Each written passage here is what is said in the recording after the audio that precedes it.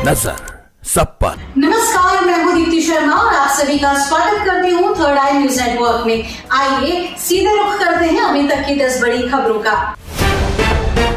NEET paper leak में कई गिरोह मास्टरमाइंड गिरफ्त से दूर, बिहार से महाराष्ट्र पहुंची जांच की आंच। नीट पेपर लीक मामले की जांच में सेंटरों के कई गिरोह की सक्रियता सामने आई है।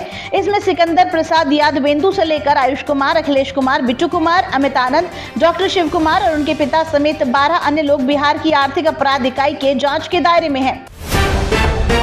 अब तक 577 हज यात्रियों की मौत। मक्का का सबसे बड़ा मुर्दाघर लाशों से भरा। सऊदी अरब में पड़ रही है भीषण गर्मी, हज यात्रियों पर कहर बनकर टूट पड़ी है। गर्मी के चलते हज के दौरान कम से कम 550 तीर्थयात्रियों की मौत हुई है। मरने वालों में सबसे बड़ी संख्या मिस्र से है। मिस्र से 323 हज यात्रियों की मौत हुई है, जिनमें से अधिकांश गर्मी से जुड़ी बीमारियों के कारण मारे गए हैं। 21 जून को अंतर्राष्ट्रीय योग दिवस के मौके पर प्रधानमंत्री नरेंद्र मोदी जम्मू कश्मीर में होंगे। पीएम की 2 दिवसीय यात्रा और सुरक्षा के लिहाज से जम्मू कश्मीर पुलिस ने श्रीनगर को रेड जोन घोषित किया है। प्रधानमंत्री मोदी की 2 दिवसीय यात्रा के दौरान अनाधिकृत ड्रोन और क्वाडकॉप्टर की अनुमति नहीं होगी। प्रधानमंत्री मोदी की अगुवाई में अंतर्राष्ट्रीय योग दिवस कार्यक्रम शेर ए कश्मीर अंतर्राष्ट्रीय सम्मेलन केंद्र में आयोजित किया जाएगा। इस वर्ष अंतर्राष्ट्रीय योग दिवस का विषय स्वयं और समाज के लिए योग, एक स्वस्थ राष्ट्र के निर्माण के हमारे प्रयासों को और मजबूत करेगा। हरियाणा के पूर्व मुख्यमंत्री चौधरी बंसीलाल की पुत्रवधू व भिवानी के तोशाम से विधायक किरण चौधरी और उनकी बेटी पूर्व सांसद श्रुति चौधरी ने कांग्रेस छोड़ दी है। अब दोनों ने भाजपा को ज्वाइन कर लिया है। इसके साथ ही हरियाणा की सियासत के 3 लालों की विरासत अब भाजपा के झंडे के नीचे आ गई है। हरियाणा गठन के बाद लंबे समय तक राज करने वाले 3 लालों देवीलाल, बंसीलाल व भजनलाल के इर्द गिर्द ही सूबे की राजनीति घूमती थी। अब इन परिवारों के लाल अपना राजनीतिक भविष्य तराशने के लिए विरासत को छोड़कर नए ठिकाने खोज रहे हैं। प्रधानमंत्री नरेंद्र मोदी ने आज बिहार के राजगीर में नालंदा विश्वविद्यालय के नए कैंपस का उद्घाटन कर दिया। प्रधानमंत्री मोदी ने उद्घाटन से पहले राजगीर में प्राचीन नालंदा के खंडरों का दौरा किया। प्रधानमंत्री ने यहां एक पौधा भी लगाया।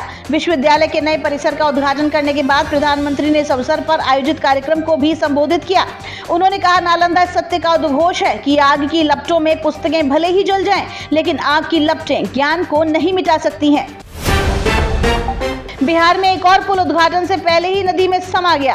अररिया के सिकटी में बकरा नदी पर बने इस पुल की लागत 12 करोड़ की थी। बताया जा रहा है कि पुल के 3 पिलर अचानक से धंस गए, जिससे ये पुल भरभरा के गिर गया। पुल की लंबाई करीब 100 मीटर थी। इससे पहले 2023 के जून महीने में 1700 करोड़ की लागत वाला भागलपुर के सुल्तानगंज में गंगा नदी पर बन रहा पुल भी पानी में समा गया था। राजस्थान के बारां जिले में खुद की जगह जमी शिक्षक रख स्कूल में पढ़वाने वाले शिक्षक दंपत्ति के खिलाफ 9 करोड़ 31 लाख 50 हजार 353 रुपए की रिकवरी को लेकर सदर थाने में एफआईआर दर्ज कराई गई है। करीब 20 साल से ज्यादा समय तक शिक्षक दंपत्ति राजकीय प्राथमिक विद्यालय राजपुरा में पदस्थापित थे। 2017 में भी छापा मारकर इन शिक्षकों की एक कारगुजारी पकड़ी गई थी, लेकिन तब केवल इंक्रीमेंट रोककर मामला रफा दफा हो गया। लेकिन राजस्थान में भाजपा सरकार बनने के बाद दोनों डमी शिक्षकों पर शिक्षा विभाग ने शिकंजा कस दिया। टोक्यो ओलंपिक के स्वर्ण पदक विजेता भारतीय भाला फेंक एथलीट नीरज चोपड़ा ने पावोनुर्मी खेलों में शानदार प्रदर्शन करते हुए जीत हासिल की। नीरज ने ओलंपिक से पहले हुए इन खेलों में 85.97 मीटर के सर्वश्रेष्ठ थ्रो के साथ पहला स्थान हासिल किया और स्वर्ण पदक जीतने में सफल रहे। नीरज के अलावा फिनलैंड के टोनी केरानेन ने दूसरे स्थान पर रहकर रजत पदक और ओलिवियर हेलैंडर ने कांस्य पदक जीता।